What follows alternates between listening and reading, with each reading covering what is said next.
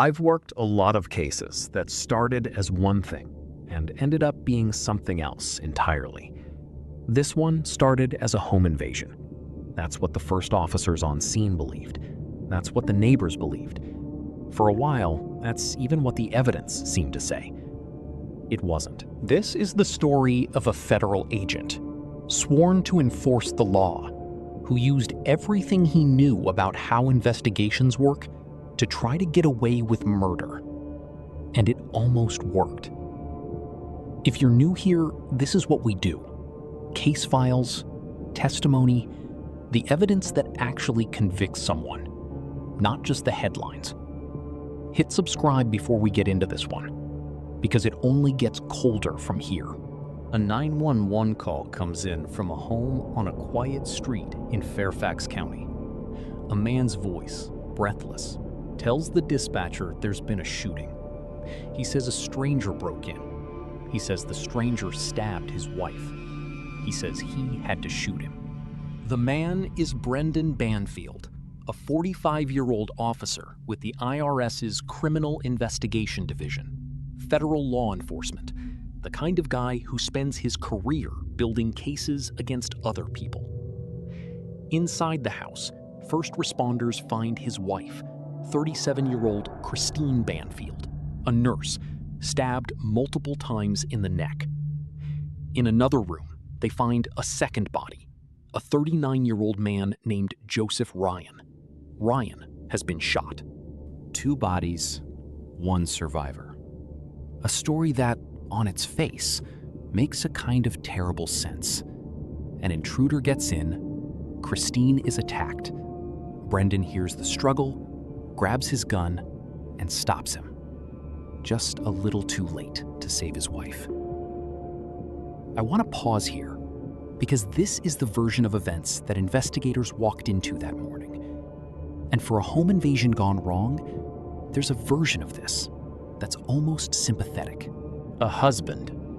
A hero, even.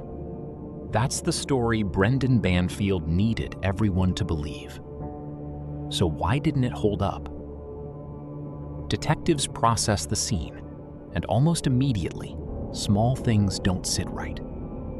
There's no forced entry, no broken window, no splintered door frame, no sign that anyone came into that house who wasn't let in. Ryan, the alleged intruder, has no criminal record, no connection to the neighborhood, nothing that explains why a stranger would target this specific home on this specific night. And there's a knife, the one used on Christine, recovered at the scene. When investigators run forensics on it, Christine's DNA is there. Ryan's is there. Brendan Banfield's is not. That last detail matters more than it might sound like it should. If Ryan attacked Christine with that knife, and Brendan wrestled it away from him in a life-or-death struggle before shooting him, you'd expect Brendan's DNA somewhere on that blade. It isn't there at all. Investigators start looking at the Banfields' marriage, and that's where they find Juliana Perez Magalhães, the family's au pair, 25 years old, living in the Banfield home to help care for their young daughter. Before we go further into what detectives found, it's worth stopping on the second victim, because for a long time, Joseph Ryan was treated in this story as a plot device, the intruder, rather than a person. Ryan was 39. His mother, speaking after his death, described a son whose Christmas fell 2 days before the holiday, making it a doubly special time of year for their family. He had no reason to be in that house at 3 a.m. He didn't know Christine Banfield. He didn't know Brendan Banfield. What he did know, or thought he knew, was Juliana. Here's what investigators eventually pieced together, and what would later be laid out for a jury. Brendan Banfield and Juliana Perez Magalhães were having an affair. It had been going on for months, hidden in plain sight inside his own home, alongside his wife and daughter. According to Perez Magalhães' later testimony, Brendan told her as early as October 2022 that he wanted to get rid of Christine. She said at first she thought he was joking. He wasn't. Prosecutors alleged that the two of them built a plan with two goals: end the marriage permanently and find someone else to blame for it. That's where Joseph Ryan enters the story, a man who, according to testimony, had no idea he was being used. Paris Magalhães is accused of contacting him through a fetish website and luring him to the Banfield home under the pretext of a sexual encounter with Christine. Ryan came to that house that night believing he was walking into something consensual. Instead, prosecutors say he was walking into a crime scene that hadn't happened yet. The plan, as prosecutors described it, get Ryan inside, kill Christine, kill Ryan, and stage it to look like Ryan broke in and attacked her. With Brendan as the grieving husband who arrived just in time to save the day, if not his wife. I keep coming back to one detail from the testimony because it tells you almost everything about the coldness of what happened in that house.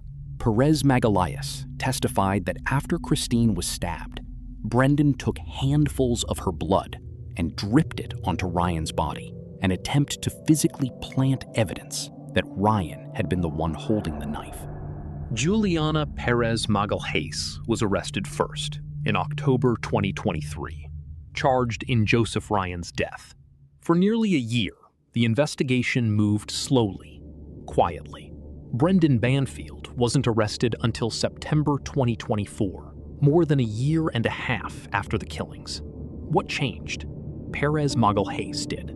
She struck a deal. In exchange for a recommendation of time served, she pleaded guilty to manslaughter in Ryan's death and agreed to testify against Banfield.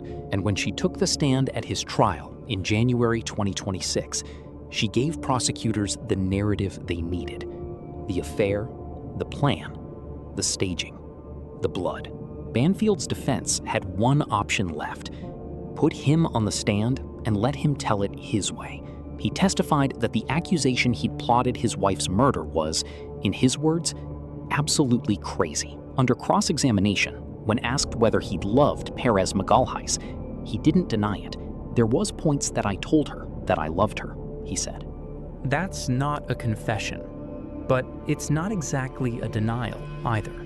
The trial lasted 3 weeks. The jury deliberated for roughly 9 hours over 2 days.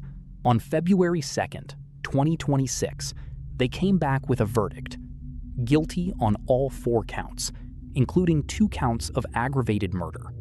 Prosecutor Jenna Sands, reflecting afterward, said something that stayed with a lot of people who followed this case: that Banfield showed no visible emotion of the kind you'd expect from someone in his position during the reading of a verdict that would define the rest of his life. He was sentenced in June 2026 to life in prison. At sentencing, the families of both victims spoke. Christine's mother told the court there weren't words for what Banfield had taken from them.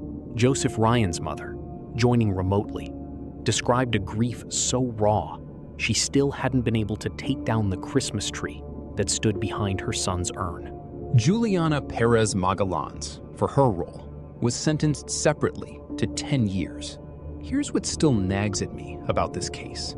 Everyone involved, Brendan, Juliana, even by extension Joseph Ryan, believed they were the one in control of the story that night. Juliana believed she'd be starting a new life. Joseph believed he was walking into something private and harmless. Brendan believed he'd built a plan careful enough to survive a homicide investigation. None of them were right, but it took the state the better part of 2 years to prove it, and it only came apart because one of the 2 people who knew the truth decided her own freedom mattered more than her silence. Brendan Banfield still maintains, as far as the public record shows, that he didn't plan any of it, that he reacted to an attacker in his home, nothing more. The physical evidence, and now a jury, said otherwise. But there's no unspoken end to a story like this. There's a woman and a man who are dead because of a decision made in secret, months before anyone else knew it had been made at all. That's where we'll leave it. If cases like this one are the kind of thing you want more of, subscribe and stick around. There's another file waiting for us next time.